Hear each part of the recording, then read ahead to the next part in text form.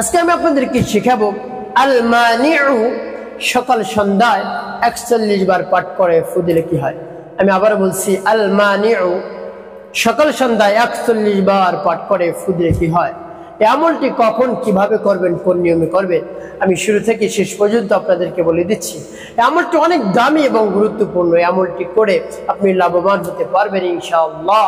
তো প্রিয় ভাই বোনেরা, এই আমলটি কখন কিভাবে করবেন, কোন নিয়মে করবেন, কিভাবে উপকৃত হবেন আমি আপনাদেরকে বলে দিচ্ছি। তাই বিস্তারিত জানার জন্য, আমলটি শিখে রাখার জন্য ভিডিওটি না টেনে ধৈর্য সহকারে শেষ পর্যন্ত দেখার অনুরোধ থাকবে। তাহলে আপনি অবশ্যই সঠিক নিয়মে এই আমলটি করতে পারবেন। তো প্রিয় ভাই বোনেরা, চলুন আমি শুরুতে আপনাদেরকে বলে দেব এই আমলটি কিভাবে করতে হয়, তারপরে বলবো কোন উদ্দেশ্যের জন্য আপনি এই দামি আমলটি করলেন। তাহলে চলুন আমলটি শিখে নেওয়া যাক কিভাবে আমলটি করতে হবে। যখন আপনি আমলটি করবেন, শুরুতে আপনাকে পবিত্রতা অর্জন করতে হবে। পবিত্রতা অর্জন করে তারপরে আপনাকে পবিত্র স্থানে বসে ইস্তিগফার পাঠ করতে হবে। ক্ষমার উদ্দেশ্যে, গুনাহ মাফের উদ্দেশ্যে ইস্তিগফার পাঠ করতে হবে। যেমন আস্তাগফিরুল্লাহ রাব্বি মিন কুল্লি যামবি ওয়া আতুবু ইলাইহি লা হাওলা ওয়ালা কুওয়াতা ইল্লা বিল্লাহিল আলিয়্যিল আযীম। এভাবে যখন ইস্তিগফার পাঠ করা হয়ে যাবে, তারপরে নবীজি সাল্লাল্লাহু আলাইহি সাল্লামের শানে মুহাব্বতে ভালোবাসা নিয়ে ৩ বার দুরূদ শরীফ পাঠ করবেন সাল্লাল্লাহু আলাইহি সাল্লাম, সাল্লাল্লাহু আলাইহি সাল্লাম, সাল্লাল্লাহু আলাইহি সাল্লাম। তো এভাবে যখন ইস্তিগফার দুরূদ শরীফ পাঠ করা হয়ে যাবে, তারপরে আপনি সেই নামটি পাঠ করবেন। মহান রব্বুল আলামিনের নাম ধরে ডাকলে মহান রব্বুল আলামিন এমনিতেই খুশি হয়। আর এই নাম ধরে যদি আপনি ডাকতে পারেন, এই নাম ধরে যদি আপনি আমল করতে পারেন, এই নামের জিকির যদি আপনি করতে পারেন, অবশ্যই আপনার সেই সফলতা আসবে।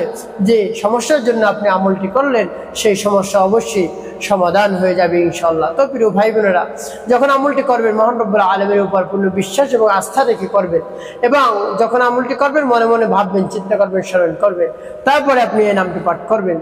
আমি আপনাদেরকে বলে দিচ্ছি, যেমন বিসমিল্লাহির রহমানির রহিম, আল মানিউ আল মানিউ আল মানিউ আল মানিউ আল মানিউ আল মানিউ আল মানিউ। এভাবে যখন পাঠ করা হয়ে যাবে আপনি ফু দিবেন। তারপর আপনি আবারও পাঠ করবেন, বিসমিল্লাহির রহমানির রহিম, আল মানিউ আল মানিউ আল মানিউ আল মানিউ আল মানিউ আল মানিউ আল মানিউ। পাঠ করে সে আবার ফু দিবেন। তারপর আপনি মনে দরদ নিয়ে আবারও পাঠ করবেন, বিসমিল্লাহির রহমানির রহিম, আল মানিউ আল মানিউ আল মানিউ আল মানিউ আল মানিউ আল মানিউ আল মানিউ। পাঠ করে সে আবার ফু দিবেন। তো প্রিয় ভাই বোনেরা, কতবার পাঠ করবেন? ৪১ বার। ৪১ বার পাঠ করে আপনি ৩টি ফু দিবেন। কোন সময় পাঠ করবেন? ফজরের পরে, মাগরিবের পরে, সকাল সন্ধ্যা, সকাল সন্ধ্যা, সকাল ফজরের পরে, সন্ধ্যা মাগরিবের নামাজের পরে। এভাবে আপনি ৪১ বার পাঠ করে ফু দিবেন। আল মানিউ আল মানিউ আল মানিউ। বেশি সময় লাগবে না ৪১ বার পাঠ করতে, ১ মিনিট থেকে ১.৫ মিনিট সময় লাগবে। আল মানিউ আল মানিউ আল মানিউ। এভাবে যখন এই নামটি পাঠ করা হয়ে যাবে, ৩টি ফু দিবেন। সর্বশেষ নবী সাল্লাল্লাহু আলাইহি সাল্লামের মুহাব্বত নিয়ে ৩ বার দুরূদ ইব্রাহিম পাঠ করবেন। আল্লাহুম্মা সাল্লি আলা মুহাম্মাদ ওয়া আলা আলি মুহাম্মাদ কামা সাল্লাইতা আলা ইব্রাহিম ওয়া আলা আলি ইব্রাহিম ইন্নাকা হামিদুম মাজিদ।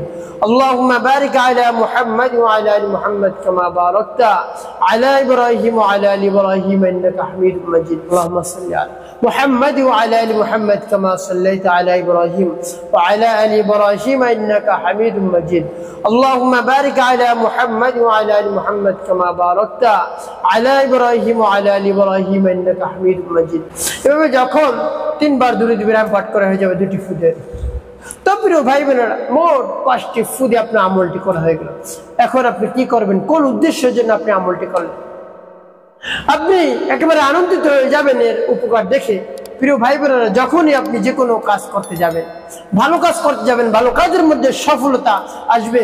অনেক সময় আমরা যে কাজই করতে যাই না কেন সেই কাজের মধ্যে সফলতা আসবে, সব ভালো কাজের মধ্যে সফলতা আসবে আপনি যদি মহান রব্বুল আলামিনের এই নামটি মানে দরদ নিয়ে, বিশ্বাস নিয়ে 41 বার পাঠ করতে পারেন এবং পাঠ করে মহান রব্বুল আলামিনের কাছে বলবেন, হে আল্লাহ, আমার এই ভালো কাজের মধ্যে আপনি সফলতা দান করুন, অতি দ্রুত আপনি সফলতা পাবেন ইনশাআল্লাহ।